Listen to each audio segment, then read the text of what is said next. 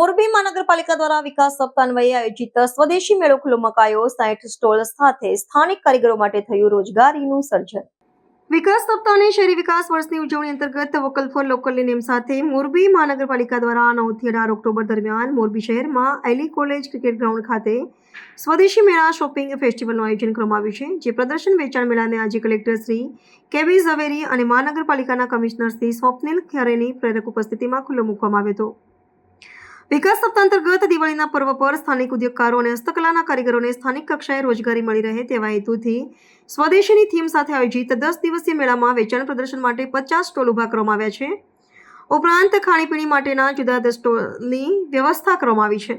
આ સ્ટોલ પર સ્થાનિક કારીગરો અને સખી મંડળની બહેનો દ્વારા ગૃહ સુશોભન માટે તોરણ, ટોડલિયા, દીવડા વગેરે વસ્તુઓ, ઘરે બનાવેલ સાબુ, શેમ્પૂ અને કોસ્મેટિક્સની સામગ્રી, ચેવડો, ખાખરા, ચટણી વગેરે જેવી અનેક ખાદ્ય સામગ્રી, સાડી, ચણિયા ચોળી, ઓઢણી અને ડ્રેસ મટીરિયલ જેવા વિવિધ ભાતભાતના વસ્ત્રો તથા માટીકલા, કાષ્ઠકલા સહિત વિવિધ હસ્તકલાની વસ્તુઓનું વેચાણ પ્રદર્શન કરવામાં આવી રહ્યું છે। સ્થાનિક કારીગરો માટે રોજગારી સર્જન કરતા તથા તેમના દ્વારા બનાવવામાં આવતી કલાત્મક અને વધુ ટકાઉ અને ગુણવત્તાવાળી વસ્તુઓ લોકોને સ્થાનિક કક્ષાએથી જ મળી રહે તે માટે આયોજિત આ સ્વદેશી મેળાની વધુને વધુ લોકો મુલાકાત લે અને ખરીદી કરે તે માટે મોરબી વાસીઓને મોરબી નગરપાલિકા દ્વારા અપીલ કરવામાં આવી છે।